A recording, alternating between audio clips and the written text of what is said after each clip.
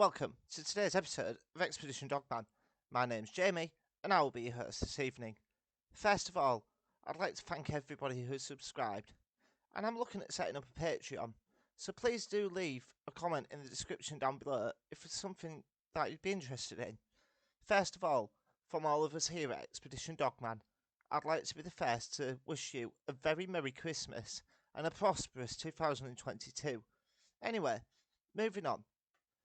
Can I ask everybody who hasn't subscribed to please do like, comment, subscribe, and share this video out to your friends, as this will help the channel to grow and go, and to reach more people, so we can get the truth out there. Anyway, I've taken up a lot of your time already, so let's move on to tonight's episode. Different types of dogmen. Well, what are the different types of dogmen? Well, there's two particular common types. You've got the type 3, which is your more canine variety. It has more canine legs, and generally this one looks a lot like a German Shepherd. It has amber eyes, and when you look at the reflection of this creature, it gives more of an amber glow in the sorry, I can't get my words out straight. In the eye reflection, when you take a photo or you see it through eye shine, this creature has an amber glow, and its head is more wolf-like, and it has a German Shepherd body. Its claws are generally long, sharp, and curved towards the end. This one, through all the reports I've read, and from what I've seen and heard, is the most common type of the dogman. But there is others out there. There is more than one, as we all know. Moving onwards, also you've got the Type 9 dogman. And this one looks more humanoid in nature.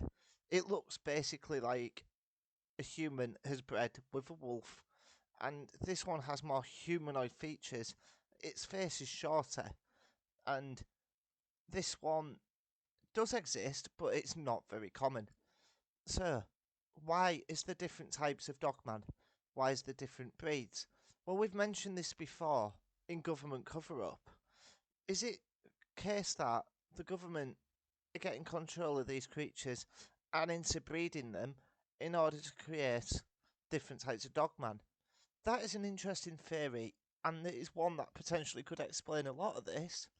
Or is it a case, due to do with chromosomes and the DNA structures, that different DNAs and chromosomes are becoming more dominant in one type of dogman to another? I think both of these are very plausible, and unfortunately we can't answer it either way, which is a great shame, but it is good food for thought, don't you think? Anyway, there is another type of dogman out there. I can't remember off the top of my head which one this one is classified under, but there is also the type of dogman that looks very much like a hyena.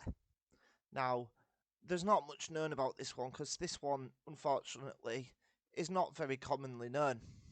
I'd like to take you to Jeff Nadolny's channel quickly, and I've been listening to a lot of information about this guy called Victor. Now, Victor is a CIA agent. We mentioned this in government cover-up, and he's been saying that werewolves are real, but I don't believe that. I believe that, like I mentioned in Werewolves Are Not What You Think, please do check out that video if you have the time, that werewolfism and lycanthropy is separate from dogmen. And he also went on to say about, do Hollywood truly know what's going on? According to Victor, no they don't, but surely they must know something in order to begin doing the cover-ups they're doing, and to get the images of dogmen / hypothetical question marks werewolves out there. And in werewolf films, we're generally seeing type 3 dogmen, and I think it goes back to what I said before, that the dogman is a real creature, and it's actually being shown through movies. But it goes again what I said before about the human brain not fully realising what's going on, and this here lies the problem.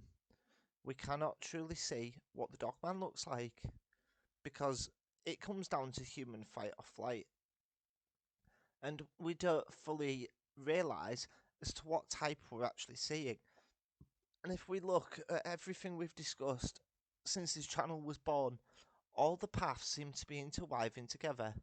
That these creatures, for one, are older than time itself.